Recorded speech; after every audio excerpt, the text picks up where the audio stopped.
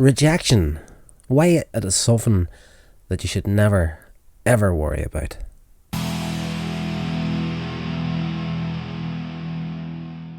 Legends, welcome along to a new video. In this one, I want to talk a little bit about a subject that was just kind of playing about in my mind today at work, and it is rejection. And the reason why I believe it's a good thing. And I'm going to share a personal story whenever we get into it, but we've all been there.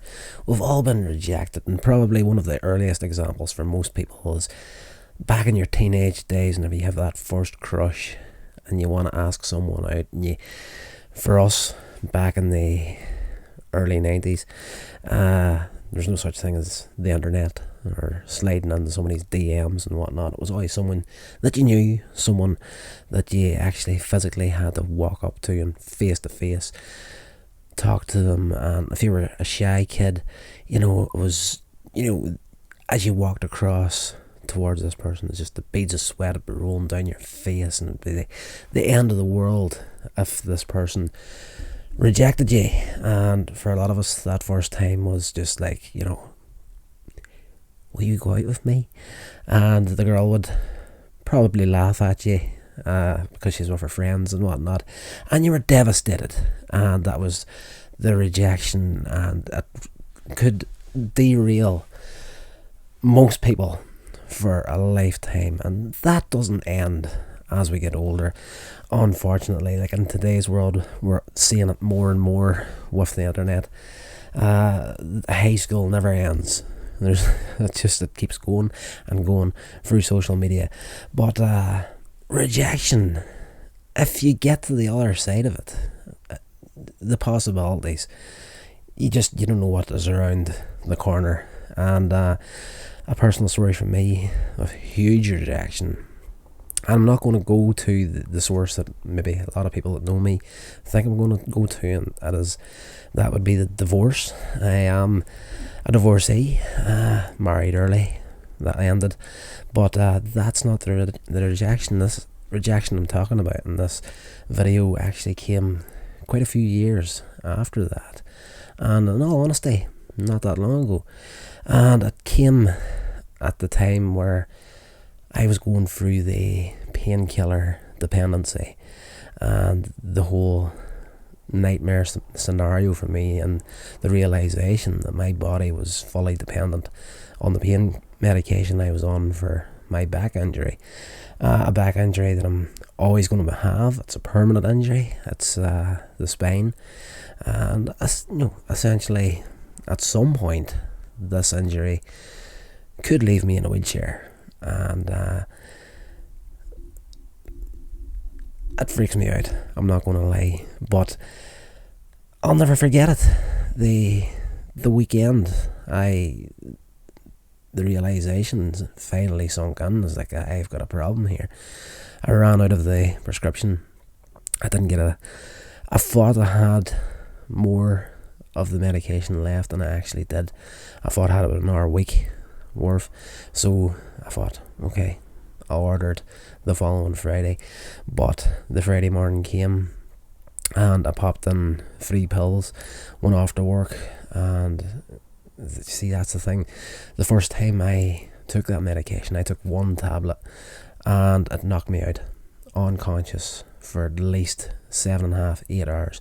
Strong medication, and by the end I was popping 3 of them in the morning and getting straight into the car, driving to work like it was just Smarties. It was just like sweets. It's just insane. But in and around that time, I was fairly heavily involved in a church in Northern Ireland here, a place up on the coast. I'll just say the name of it.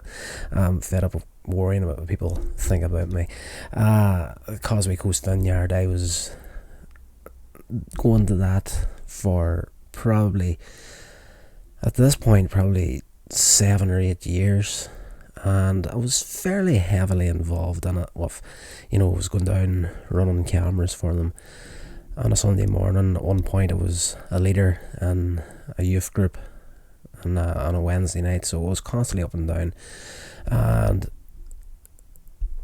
that, on top of work and everything, I was just always in the go. And then there was the video work that I was doing, my own stuff at the weekends, so I was never taking time to actually chill out, relax, and give the spine a chance to heal itself.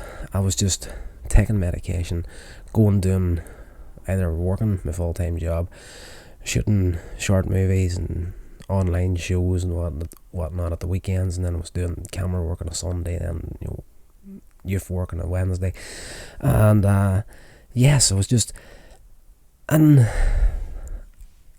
a good place, what I thought at that stage. But then this realization that the pills were too much in the system, and I needed to get off them. So this is where the rejection comes. Now, for the first time in probably 15 years, I was not on heavy medication, and of course the pain started to set back in.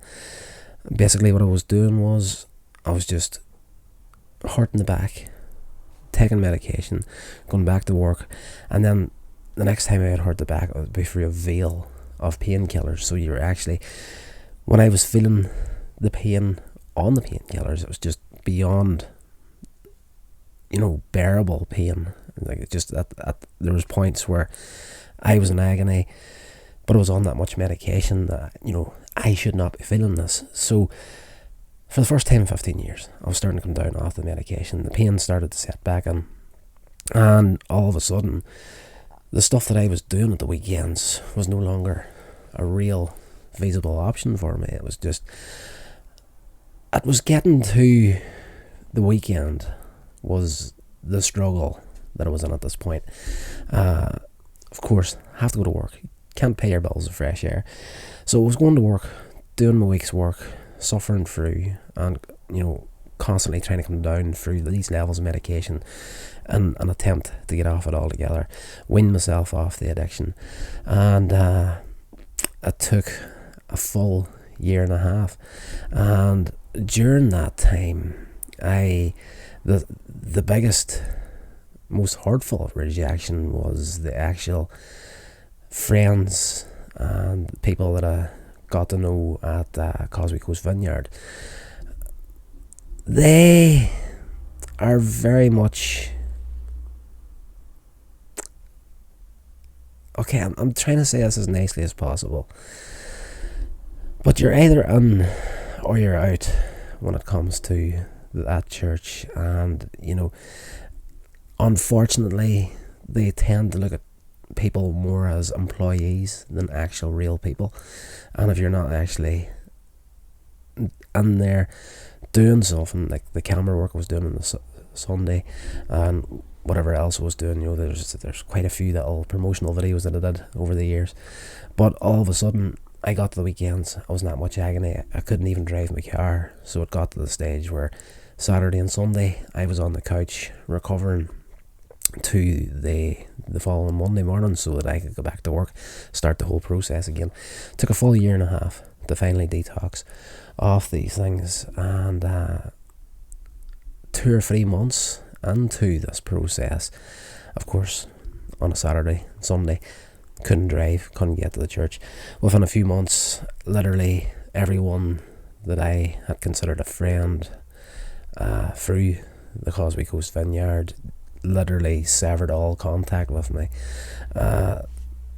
Not even answering text messages, and it was difficult. I'm not going to lie. It was probably one of the biggest rejections, but in hindsight now, looking back into it, and I was saying at the very beginning of the video, if you can push through the rejection, what you're going to get on the other side of it, it's going to be worth whatever pain, whatever agony, whatever hurt, it's caused you. It's just, if you can get through to the far side, you don't know what's going to happen. Because I would have, if I had have been in contact with those guys, I know exactly what would have happened. I would have started feeling guilty about not going, and I would have back onto the medication on a Sunday just so that I could drive down there, and it would just keep that cycle going. But having been rejected, I was taking that. I'm not going to lie, I was really hurt. I was incredibly angry, and I took those negative emotions, and if you can change that into something positive, that's going to be the big help for you. Whenever I was finding it really hard coming off the painkillers, I would think about the situation and the people that were no longer speaking to me because I wasn't there, and I would use that anger as motivation to keep myself going towards that goal at the end of, just get off this medication. I'm angry. I'm going to focus that into getting myself better. But when we got to that stage where I was actually off the medication and the body wasn't dependent on it, like the pain was still there, and that led to starting training. And we got a personal trainer. I've been going 3 nights a week for well over 2 years at this point. And that was the big thing with the doctors. It's like, the only way that you're going to be able to deal with this without the medication is to actually lose weight and bulge your core muscles to protect the base of the spine. So that has been insanely helpful as well, and I've actually continued using that process even to this day when I'm training, because I am as lazy as shuck water, as they would say in Northern Ireland. Exercise training doesn't come natural to me at all, and getting into it was difficult at the very beginning. Was not able to do anything. It was a real process to get going. Like, I naturally had quite a bit of strength already there, especially in the legs, but with the base of the back being as bad as it is, it was just throwing everything off. It would take me a lot longer to get the places there are people could get in training, and without the medication it was really difficult. But again, I kept thinking back to that rejection, and just thinking of how nasty it was at times. Literally, there was one day I wasn't feeling too bad, and I actually got into the car, and I actually did 2 final visits, and I went into the church on both occasions, and I was just the invisible man throughout the 2 visits. I went through the service and got into the car, left again. No one spoke to me, and on the last visit to the church, when I was leaving, I actually met a young couple that I was friendly with, and I spoke to them, and the girl, she kept her face down, and the guy looked at me and looked away and just walked past me, didn't even look the road I was on. And about probably 7 months after I went into the attempt to get off the painkillers, I was in Korean one day, went down to do a little bit of shopping.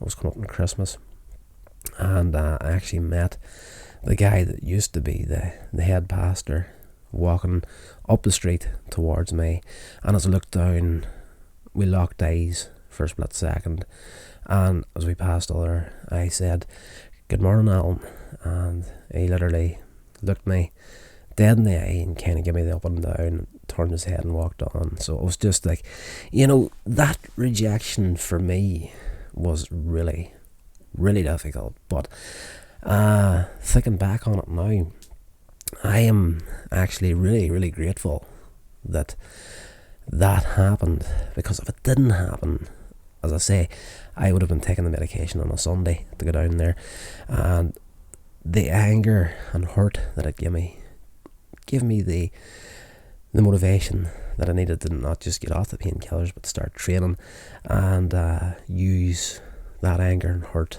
to actually push through the pain barrier when it hits me while I'm training. And right now I am physically in the best condition in my life.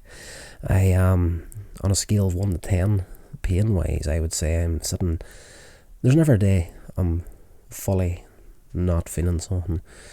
I would say on the scale of 1 to 10 I'm usually in around a 2, or are free as far as pain goes with the back.